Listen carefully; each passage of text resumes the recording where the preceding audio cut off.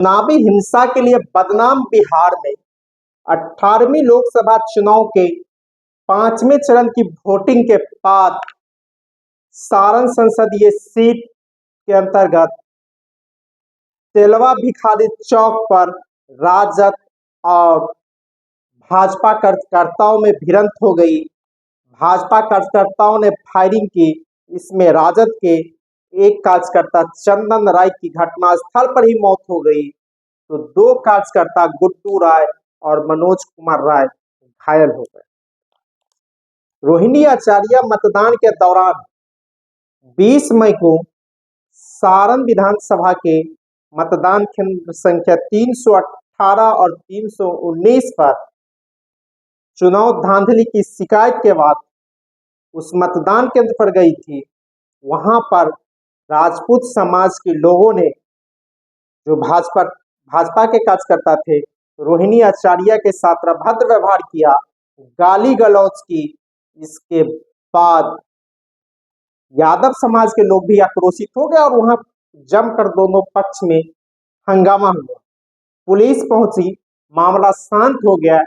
लेकिन 21 मई की सुबह जब तेलवा भिखारी चौक के पास चाय दुकान पर दोनों गुट पहुंचे, आपस में तनाव हुआ, बातचीत हुई।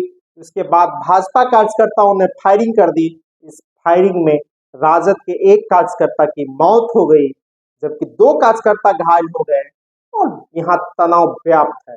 पूरे जिले में इंटरनेट की सेवा काट दी गई है। यूं कहा जा रहा है कि भारतीय जनता पार्टी के हार के बाद बौखलाहट में भाजपा कार्यकर्ता इस तरह के उतारू हो गए हैं। सारण से भाजपा के राजीव प्रताप रूडी चुनावी दंगल में है। उन्होंने अपने ही गृह प्रखंड अमनौर में बूथ कब्जा करने की शिकायत की थी और सारण में वहां का चुनाव पिछड़ा बनाम राजपूत का था, उच्चवर का था।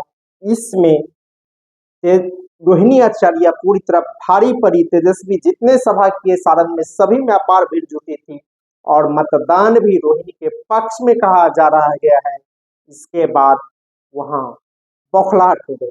लालू यादव पहली बार 1977 में सारण से जीते थे, उस वक्त भी तनाव हुआ था।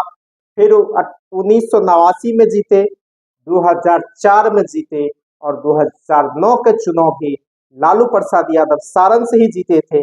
लालू प्रसाद अंतिम चुनाव सारण से 2009 में जीते थे, उसके बाद उसकी सदस्यता समाप्त हो गई थी और इस बार 2014 के लोकसभा चुनाव राबड़ी देवी लड़ी थी, वह चुनाव हार गई थी।